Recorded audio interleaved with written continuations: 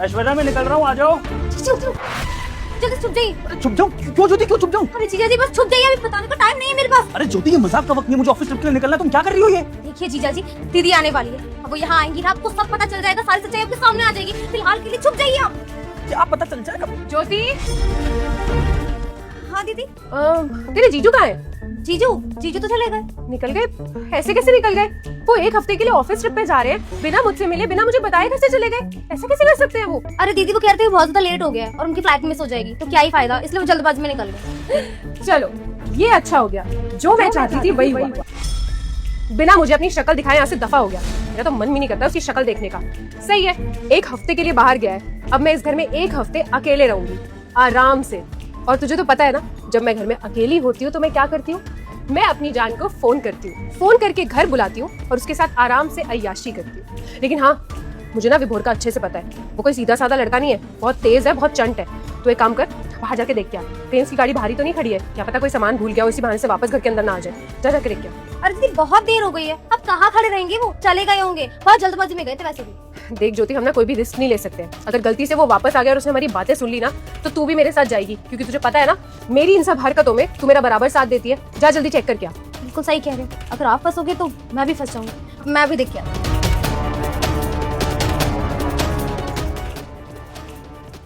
दीदी मैंने हर जगह देख लिया, कहीं पर भी नहीं है जिया जी, चले गए फाइनली। चलो सही है, तेरे जीजू तो इस घर से चले गए और अब बारी है घर से जाने की तेरी। क्योंकि तुझे पता है ना, जब भी तेरे जीजू बिजनेस ट्रिप के लिए घर से बाहर जाते हैं तो मैं तुझे भी बाहर भेज देती हूँ। हर बार तो तू 1 या 2 दिन के लिए बाहर जाती है, लेकिन इस बार तू पूरे 1 हफ्ते के लिए बाहर जाएगी, क्योंकि तेरे जीजू भी अपने बिजनेस ट्रिप पे 1 हफ्ते के लिए गए। और वैसे भी मेरा बेबी जब इस घर में आएगा ना, तो मैं नहीं चाहती कि हम दोनों के अलावा इस घर में कोई भी और हो जो हमें डिस्टर्ब करे। तो जा सामान पैक कर ली। दीदी 1-2 दिन की बात तो मैं मान जाती थी, लेकिन 1 हफ्ते की बात, उसके लिए पैसे लगेंगे। आप मुझे 10,000 देते हैं ना हर बार, इस बार आप मुझे 15,000 रुपए दे दो बोनस के तौर पे, ताकि आपका सीक्रेट मैं रिवील ना करूं। कैसी बातें कर रही है तू? पैसे क्या पेड़ पे लग रहे हैं? और तुझे पिछले हफ्ते जब तेरे जीजू बाहर गए थे तो मैंने तुझे 10,000 रुपए दिए थे, उसका क्या किया तूने? दीदी पैसे ही तो है, खर्च हो जाते हैं, पता नहीं चलता है। अब आपको पैसे देने पड़ेंगे, आप देख लीजिए आपको क्या करना है, वरना सीक्रेट रिवील हो सकता है। अच्छा ठीक है, ऐसी बातें मत कर। तुझे पैसे चाहिए ना, मैं देती हूँ तुझे पैसे। तूने मुझसे 15,000 रुपए मांगे ना, ये ले, मैं तुझे 20,000 रुपए देती हूँ, ले। और 1 हफ्ते के लिए ना इस घर से बाहर चली जा। और हाँ प्लीज, 1 हफ्ते तक मुझे ना कोई फोन, ना कोई मैसेज, ना घर पे आना और ना किसी सामान के लिए डिस्टर्ब करना। मुझे अपनी जान के साथ ना क्वालिटी टाइम स्पेंड करना है, ठीक है? अब मिल गए ना तुझे पैसे, जा यहाँ से। और हाँ, वैसे एक बात तो तूने आज साबित कर दी कि तू मेरी छोटी बहन है। जितनी चालाक मैं हूँ ना, उतनी ही चालाक है तू भी। जा अब यहाँ से। ठीक है मैं चली जाऊंगी। वैसे दीदी मुझे एक बात समझ नहीं आ रही, अगर जिया जी को पता चल जाएगा कि आप ये सब कर रहे हो उनके पीठ के पीछे, तब आप क्या करोगे?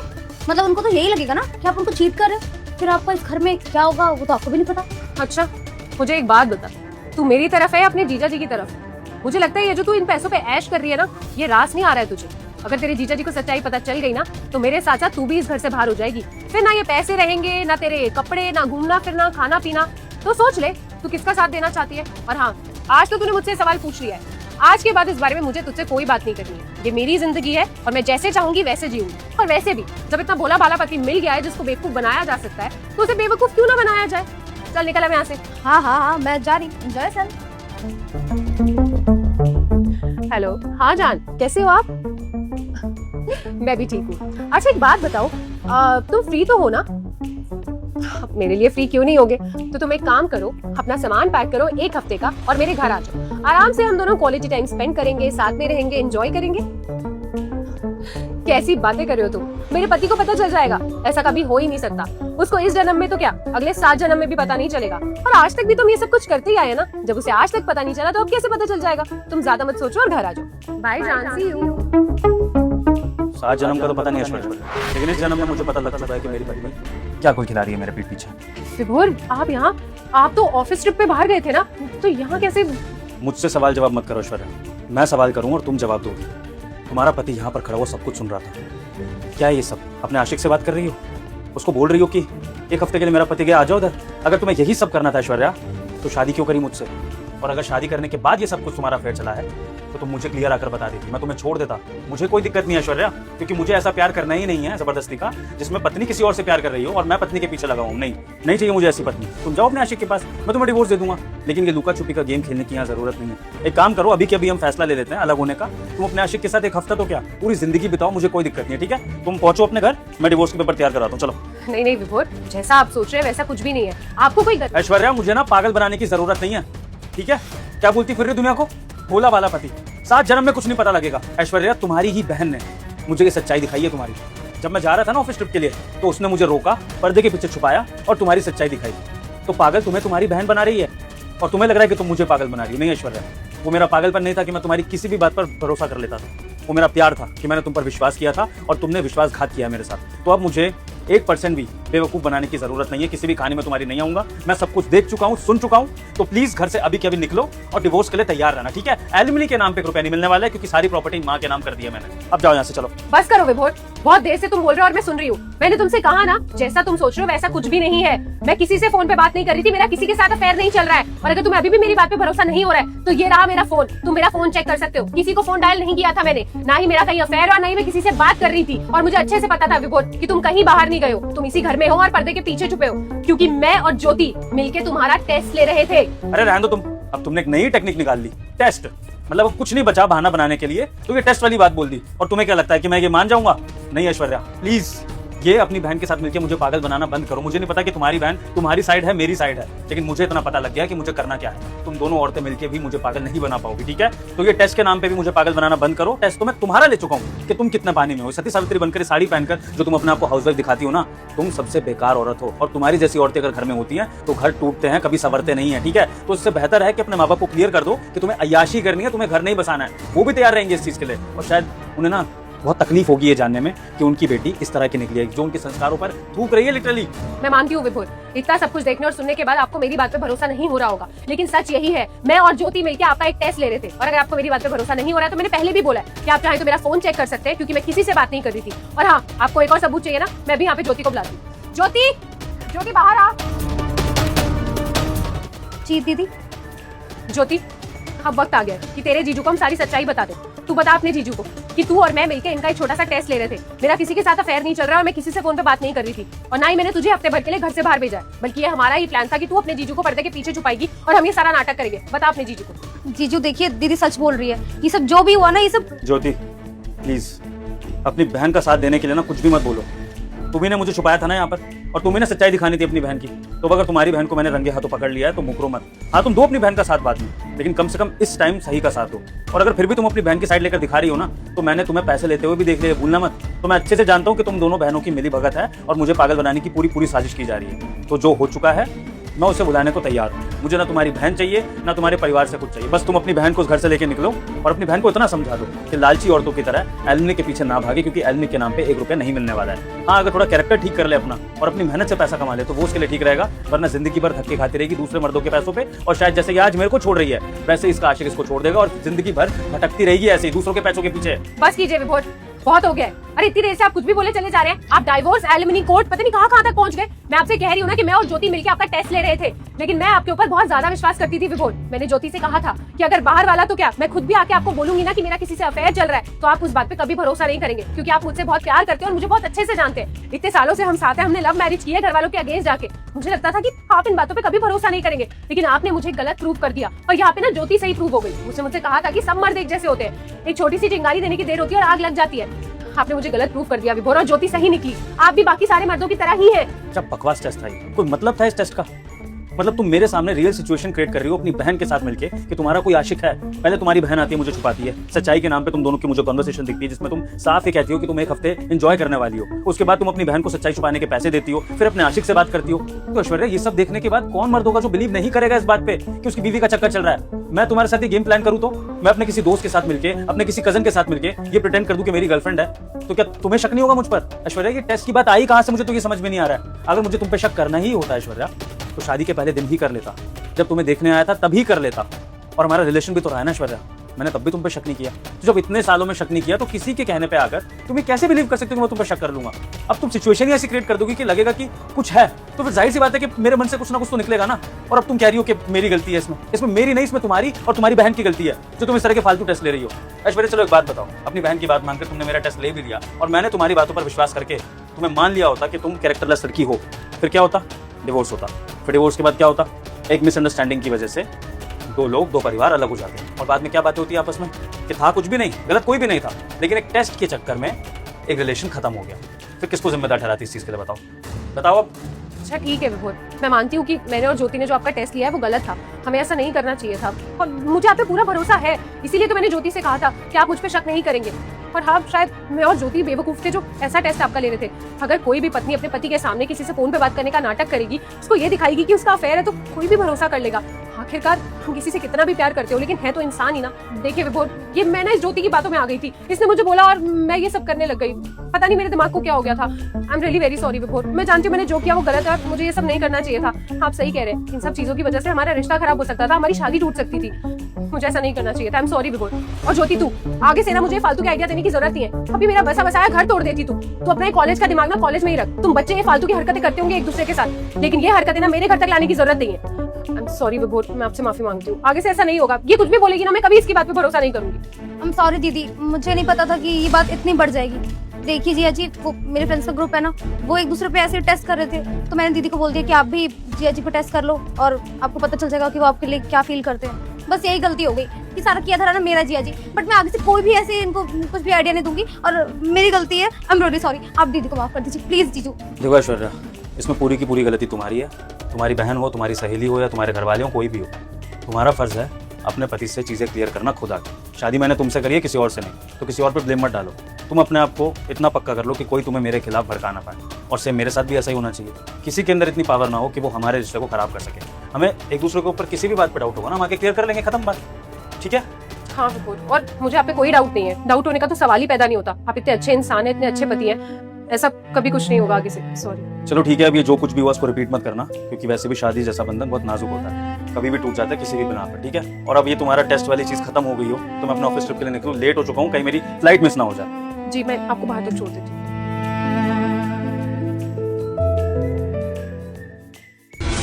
इन सब एक दिन के लिए मेरी बीवी बन जाइए। देखिए मेरा बड़ा भाई आ रहा है सामने से, उसको सच्चाई पता चल गई तो बहुत दिक्कत हो जाएगी। सब आपके सामने हाथ जोड़ रहा हूँ, मेरा घर बचा लीजिए, बहुत दिक्कत हो जाएगी मुझे। सब नमस्ते करो छोटे। नमस्ते भैया। नमस्ते भाभी। खुश रहिए। खुश रह, खुश रह। अरे ये क्या छोटे, तूने ये गार्ड की पोशाक क्यों पहन रखी है? हैं? भगवान ये क्या है? ये तो सरकारी अफसर है हमारा छोटा, तो फिर ये गार्ड की पोशाक इसके बदन पे कुछ समझ नहीं आया। वो मुझे क्या हुआ ना कि आज जो मेरा सिक्योरिटी गार्ड है ना वो छुट्टी पे, तो मैंने उसके लिए नई ड्रेस मंगवाई थी। आजकल वो फॉर्मल वगैरह पहनने में दिक्कत करते हैं, तो मैंने पैंट वगैरह मंगा दी थी उसके लिए, इसलिए पहन के ट्राई कर रहा था भैया। उसका कद काठी मेरी तरह सेम है ना। अच्छा अच्छा, फिर ठीक है। मैं डर गया कि भाई मेरा भाई तो सरकारी अफसर है बहुत बड़ा, जो सुना था हैं, और फिर वो ऐसे गार्ड की पोशाक में एक बार को तो मेरा कलेजा ही बाहर आ गया देख के। हाँ ऐसे ही तरक्की कर खूब है ना, और ये उतार दी तेरे पे अच्छी नहीं लगती है, अफसर आदमी है वो, कोट पैंट शर्ट पहन के आकर है ना। हाँ देवर जी, ये पोशाक ना आप पे जच नहीं रही है, आप तो खाकी वर्दी में ही अच्छे लगते हैं, वही पहन के रखिए। हम भी डर गए थे, क्या हो गया देवर जी को। अच्छा वो बहू कहाँ है जिससे तूने शादी करी थी? हैं यही है क्या? भैया आप कैसी बातें कर रहे हैं, शहर में ऐसी थोड़ी किसी को गले लगा लूंगा, यही है वो, इसी से शादी हुई है मेरी। क्या बात है देवर जी, इतनी अच्छी लड़की ढूंढी आपने। सच कहे तो माँ बाबू जी भी ऐसी लड़की नहीं ढूंढ पाती आपके लिए। अगर गांव में ये आ जाएंगे ना तो हल्ला हो जाएगा, सारे हमारे ही घर टूट पड़ेंगे कि नहीं बहू इतनी सुंदर लेकर आए। सच कह रहे हैं, हम तो दिन रात नजर उतारते रह जाएंगे, बहुत ही खूबसूरत है। हाँ ठीक है, सुंदर है बहू, लेकिन वो क्या कहते हैं ना, हर सुंदरता के साथ अगर लड़की सुशील ना हो, संस्कार ना हो उसमें, तो वो लड़की अधूरी होती है। अब अगर ये तेरी बहू है और उसको पता लग गया है कि जेठ जेठानी आ गए हैं इसके, तो मुझे लगता है कि पैर वैर छूने चाहिए थे, लेकिन पैर छूना तो बहुत दूर की बात है, ये तो नमस्ते भी नहीं करी है अभी तक। सही कह रहे देवर जी, बहू को बोलिए ना पैर वैर छू ली। अब जेठ जी यहाँ खड़े हैं, इनको बोलिए अच्छा नहीं लगता है, बेइज्जती हो जाएगी ना। आप इनसे बोल दीजिए हम पैर छू लेंगे, 2 मिनट ही लगेंगे। भैया भाभी वो आदत नहीं है ना गाँव के एनवायरनमेंट की, शहर की लड़की है, यहाँ सब हाय हेलो करते हैं, इसलिए नमस्ते नहीं किया। आप भैया अब देखो क्या है ना कि परिवार ऐसे तो चलता नहीं है, अब थोड़ी चीज़ हमको इसकी मैनेज करनी पड़ेगी, थोड़ी ये मैनेज करेगी तभी तो। ये छोटी छोटी बातों पे आप तो भैया मम्मी बन रहे हो एकदम। बात तो ये सही कह रहे हैं ना। अब हमारे गांव में ऐसी बहू आती तो बहुत बेइज्जती हो जाती। छोटे कपड़े पहने लेकिन संस्कार तो होने चाहिए ना। माना यहाँ शहर में चलता होगा, लेकिन अब इनकी जेठ आए, इन्हें नमस्ते तो करनी चाहिए थी।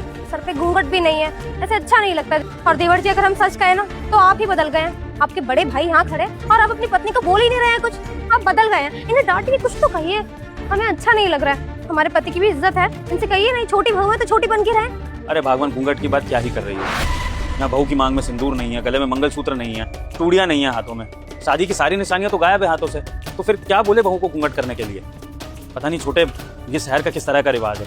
इससे अच्छा तो गांव में रहकर हमारी गांव की किसी लड़की से शादी करता तो हमारे माँ बाप भी खुश रहते। अब उनके सामने इस तरह से बहू को लेकर जाएंगे, क्या सोचेंगे? अरे भाभी छोड़िए ना आप तो आती बदलने लग गई। धीरे धीरे सीख जाएगी ना वो। अभी तो शादी हुई है, सीख जाएगी वो, है ना मैडम? मतलब चेतना तुम सीख ही जाओगी। और वैसे भी आजकल क्या है, ऑफिस में ऐसे कपड़े ना पहनो ना तो बड़ी परेशानी हो जाती है। तो वो ऑफिस ही जा रही थी बस, तो पहन के तो जाने पड़ेंगे ना भैया। आप लोग समझो बात को। देख हर्ष, हम तो गांव के सीधे साधे लोग हैं।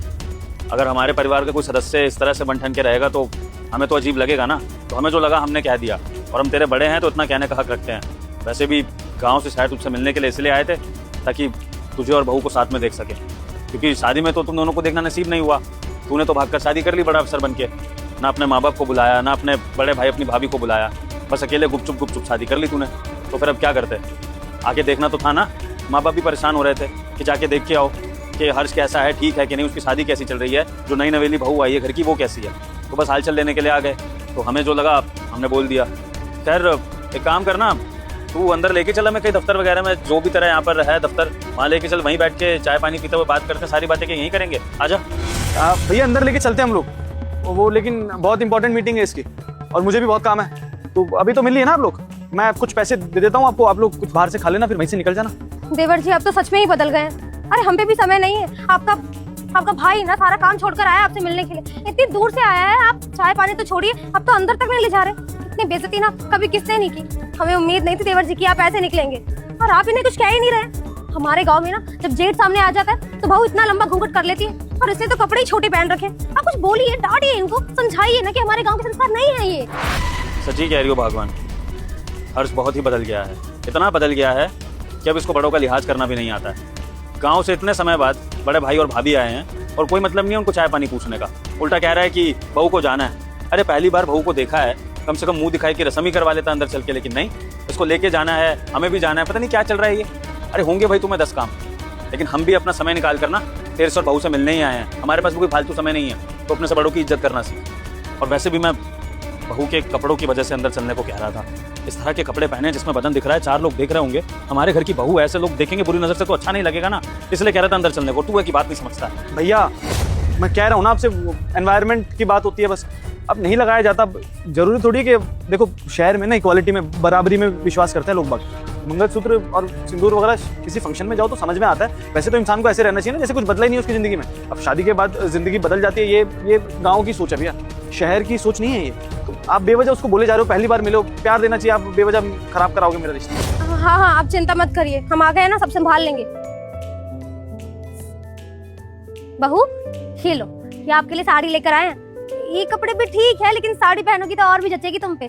ये हमारे घर की निशानी है, पहन लीजिए। चलिए जल्दी करिए, हम बदलवा देते हैं। आइए। ये हमारे खानदान की निशानी है जो बरसों से चली आ रही है। जब हमारी माँ की शादी हुई थी ना, तब उन्होंने इसको पहना था। फिर जब मेरी शादी हुई तुम्हारी भाभी से, तब तुम्हारी भाभी ने भी इसको पहना था। और अब तुम्हारी नई शादी हुई है तो हमें तुम्हें दे रहे हैं, ताकि तुम हमारे गांव के, हमारे घर के रीति रिवाजों को समझो। और तुम इस साड़ी में बहुत खूबसूरत लगोगी। और जब तुम ये साड़ी पहनोगी ना बहू, तो तुम फिर ये छोटे कपड़े पहनना भूल जाओगी। सच बता रहा हूँ, इस साड़ी में औरत लगती है। What is this nonsense? Disgusting. हटाओ इसे, ये सब नहीं पहनती मैं, रखो अंदर। जिस तरह से बहू व्यवहार कर रही है ना, मुझे लग नहीं रहा है कि हमारी बिरादरी की है। बहू जरा अपना नाम बताना। चेतना नंचल। चेतना शर्मा। बहू ने नाम कुछ अलग बताया और तू अलग बता रहा है। इसका मतलब कि तू झूठ बोल रहा है और बहू सच ही बोल रही है, क्योंकि अपना नाम वो झूठा नहीं बताएगी। यानी कि ये हमारी बिरादरी की नहीं है। हर्ष तूने ये क्या पाप कर दिया? एक तो तूने शहर में आकर भाग के शादी कर ली, ऊपर से बहू के अंदर कोई संस्कार नहीं है, और वो बहू भी निकली, और जो बहू भी है वो हमारी बिरादरी की नहीं है। हर्ष तूने एक बार भी सोचा कि हमारे माँ बाप को ये सब पता लगेगा, उनके दिल पर क्या बीतेगी? जीते जी मर जाएंगे वो। अरे ऐसी बहू से शादी करने से अच्छा तू कुंवारा रह जाता, लेकिन इससे शादी करके ना तूने पूरे खानदान की नाक कटवा दी। हर्ष सही कह रहे हैं, हमारी नाक कटवा दी देवर जी ने। क्या कर रहे हैं देवर जी, कुछ तो सोच लेते। मैं तभी तो कहूँ, हमारी बिरादरी में तो लड़कियां इतना सच सवर के रहती है, कपड़े अच्छे पहनती है, लेकिन ये लड़की ने तो हद ही पार कर दी है। एक तो इसकी जबान खैंची की तरह चलती है। अरे अपने जेठ से कोई ऐसी भला बातें करता है और ये तो चुप होने का नाम ही नहीं ले रही। ऊपर से इंग्लिश में पता नहीं गालियां दे रही होगी हमको। इनफ, बहुत देर हो गई। इतनी देर से तुम लोग की बकवास सुन रही हूँ। बस हर्ष, और नाटक नहीं कर सकती हूँ मैं। पहली बात तो इसकी कोई बीवी नहीं हूँ मैं। जो कंपनी है ना ये मेरी है, और मेरी कंपनी में सिक्योरिटी गार्ड की नौकरी करता है, कोई सरकारी अफसर नहीं है। इसने बोला मेरे फैमिली वाले आ रहे तो बस झूठी वाइफ बन जाओ थोड़ी देर के लिए, नहीं तो मेरे घर वालों को हर्ट होगा।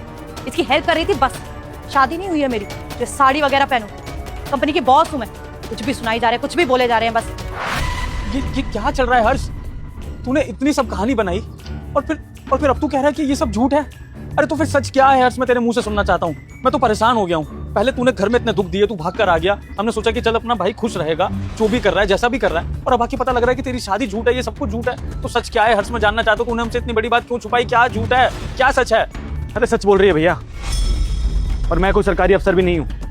सिक्योरिटी गार्ड की नौकरी करता हूँ यहाँ पे, और वो मेरी मालकिन है, बेचारी मदद कर रही थी मेरी, और आप लोगों ने उसको इतना सुना दिया कि बताना पड़ा उसको सच। क्या सच बताऊँ भैया? क्या सच बोलूँ आप दोनों से? ये सच्चाई बताऊँ आप लोगों की? जिस औरत से मैंने शादी की वो अगले दिन मुझे छोड़ के भाग गई, ये सच्चाई बताऊँ? और छोड़ के तो गई, उसके बाद उसने मेरे ऊपर केस तक कर दिया भैया। सरकारी अफसर ही लगा था भैया यहाँ पे। आप एक लड़की मिल गई, प्यार हुआ, मुझे लगा शादी कर लेता हूँ, लेकिन ये जो बुद्धि है ना, इसमें कुछ जाता नहीं है भैया। 2 दिन में प्यार करके तीसरे दिन शादी कर ली मैंने उससे। मुझे थोड़ी पता था कि भैया वो मुझसे प्यार नहीं करती, मेरे पैसे के लिए मेरे पीछे भाग रही है। इतना कमाया था ना भैया, वो तो सब लेके ही गई, ऊपर से मेरे ऊपर केस और लगा दिया उसने। नौकरी भी गई, पैसा भी गया, और जिस चीज़ पे आप लोगों को घमंड था ना कि हमारा भाई इतनी तरक्की कर चुका जीवन में, वो सब खत्म हो गया भैया। और सोचा कि आप लोगों को बताऊं, किस मुंह से बताता भैया? क्या बोलता आप लोगों को कि मेरे एक गलत डिसीजन ने मेरी जिंदगी बर्बाद कर दी है यहाँ पे? या आप लोगों ने पढ़ाया लिखाया था ना मुझे, आपने गांव में रह के इतनी मेहनत करी ताकि मैं जीवन में कुछ कर सकूं, और मेरे एक गलत डिसीजन ने मेरी जिंदगी यूं पलट के रख दी भैया। क्या करूं बताओ? अगर आप लोगों को बताता ना तो परेशानी होती, इसीलिए झूठ बोला ताकि आप लोगों को दुखी ना कर सकूं, आप लोग कम से कम खुश रहो अपने जीवन में। अपने परिवार को बचाने के लिए झूठ बोला भैया मैंने, और कोई रीजन नहीं था मेरे पास। जैसा काम मिला वैसा कर रहा हूँ। इनके यहाँ पे सिक्योरिटी गार्ड की नौकरी मिली, वो कर रहा हूँ। आप लोगों से कभी कभी बात कर लेता हूँ, कुछ खर्चा तो मांगते नहीं हो आप लोग। जैसे रहना वैसे खुद रह रहा हूँ। अकेले रहना ना, अकेला इंसान तो कैसे भी पेट पाल ही लेता है, बट अचानक से पता नहीं कहाँ से आ गया आज आप लोग। आप लोगों को भी चैन से गाँव में रहा नहीं जा रहा था, अच्छी खासी जिंदगी चल रही थी ना आप लोगों की, क्यों परेशान करने आ गए आप लोग? मैं जैसा था ठीक था भैया, और मैडम माफ करिएगा, मेरे भाई भाभी ने बहुत कुछ सुना दिया, लेकिन वो मेरे लिए अच्छा सोचते हैं, बस इसलिए किया उन्होंने इसको। और भैया आप लोग भी माफ करना कि मैंने आप लोगों से छूट कहा। अब सच्चाई पता चल गया, आप लोग चले जाइए यहाँ से। इतनी बड़ी मुसीबत तेरे पे आ गई, तूने अपने परिवार को बताया तक नहीं, सब कुछ अकेला झेलता रहा। अरे हर्ष, किस बात का परिवार है हम, अगर हम तेरे सुख दुख में खड़े नहीं हो सकते हैं तो? और तू क्या कह रहा है कि ठीक है मेरी शादी टूट गई है, अब आप लोग जाओ खुश रहो, आपको परेशान नहीं करूंगा। अरे हर्ष, तेरे परेशान करने से हम दुखी नहीं होंगे, तेरे को परेशान देखकर हम दुखी होंगे। क्योंकि हर्ष, बड़े होने के नाते हम तो यही चाहते हैं कि हमारे परिवार के छोटे सदस्य खुश रहें जिंदगी में। तुझे पता है माँ बाप तुझसे कितना नाराज थे, लेकिन उसके बाद भी उन्होंने हमें तेरे लिए भेजा, ये जानने के लिए कि उनका हर्ष सुखी है कि नहीं अपनी पत्नी के साथ। हाँ, नाराज थे कि भाग के शादी करी, कौन बहू है, क्या बिरादरी है, कुछ नहीं पता, कोई बात नहीं, लेकिन तेरी खुशी उनके लिए जरूरी थी, इसलिए उन्होंने हमें यहाँ पर भेजा। और हम भी यही सोच रहे थे कि हमारा छोटा खुश रहेगा, लेकिन अब ऐसा पता लग रहा है। और किसी भी लड़की को क्या हक है कि वो मेरे भाई के साथ ऐसा कर दे? अरे माना कि हम गाँव के बोले वाले लोग हैं, लेकिन इसका मतलब ये तो नहीं है ना कि कोई भी आकर हमें लूट के ले जाए। तू एक बार हमें अपनी परेशानी बताता ना, हम सारे के सारे मिलके तेरी मदद करते हैं। हमारे बूढ़े माँ बाप भी लाठी पकड़ के आ जाते इधर और उस लड़की के खिलाफ लड़ते कोर्ट कचहरी में, लेकिन तूने हमें अपना माना ही नहीं। अब बता क्या करे? देख हर्ष, एक बात समझ ले, परिवार को सुख में याद करे ना करे, दुख में याद जरूर करना चाहिए, क्योंकि जब दुख की घड़ी आती है ना तो कोई काम नहीं आता है सिवाय परिवार के, समझा? हर्ष, तुम्हारे भैया बिल्कुल सही कह रहे हैं। देखो, मुझे पता नहीं था कि तुम्हारे साथ इतनी बड़ी प्रॉब्लम हुई है। I am really sorry. Actually मुझे सच में नहीं पता था कि आप लोगों की फैमिली में इतनी बड़ी प्रॉब्लम है। वो आप लोग इतना कुछ बोले जा रहे थे तो मैं बस फ्रस्ट्रेट हो गई और मैंने आप लोगों को सुना दिया। और सनी, तुम्हें अपनी फैमिली को बताना चाहिए था। ज्यादा ज्यादा क्या होता, तो बातें सुनाते ना, लेकिन तुम्हारी मुसीबत में तुम्हारे साथ तो खड़े होते। अच्छा ठीक है, तुम अपनी फैमिली की फीलिंग्स नहीं हर्ट करना चाहते थे, लेकिन मेरे पापा से बात करते। तुम पता ना मेरे पापा की पहुंच कितनी है, आराम से तुम्हारी हेल्प कर देते, वो सोल्यूशन देते बहुत अच्छा, लेकिन तुमने बताया ही नहीं। देखिए, आई एम रियली सॉरी, मैंने आप लोगों से बदतमीज से बात करी। आप काहे माफी मांग रहे हैं? माफी तो हमें मांगनी चाहिए थी, जाने अनजाने में हम आपको खा भूल गए, माफ कर दीजिए। ये गलती ना हमारे देवर की ही है, इनकी वजह से हमने आपको इतना सुना दिया, हो सके तो माफ कर देना हमें। It's okay.